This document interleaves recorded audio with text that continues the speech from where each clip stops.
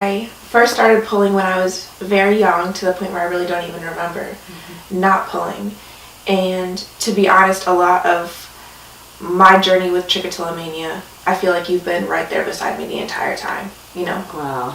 Yeah, we may have been paired together in this journey. Yes, we definitely for both of us to learn lessons and overcome challenges. Absolutely.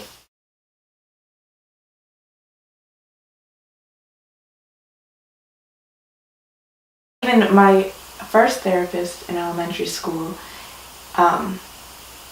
one of the things that she recommended that I do was create a forgiveness box. I don't know if you remember forgiveness box.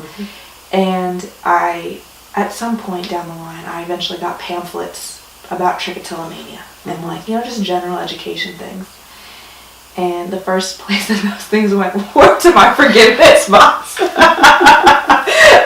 It was like a filing system, and then also, if anything, that was the beginning of this sort of idea of letting go and acceptance. But I think in my mindset at the time was, this is my hiding place for them, Right. And I know that you and I have talked a lot recently about this notion of being very forgiving and accepting of ourselves, self-acceptance, and not having judgment interject itself in every single place of our internal dialogue. Yeah. And I think that it's like a mindfulness practice that we have. We don't, first of all, have to recognize that is what we are doing, and probably it's also what our society has taught us to do all the time, is to make these internal judgments about our value, our looks, our wealth, our contribution to the world. Yeah. And how that's really not helping us to be the best people that we can be. Absolutely.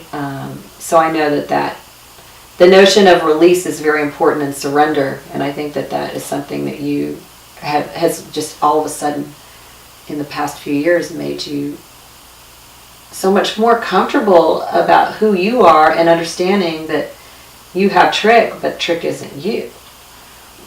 I 100% agree. I think in the past couple of years, it's kind of been this release that, I can't sit with this by myself.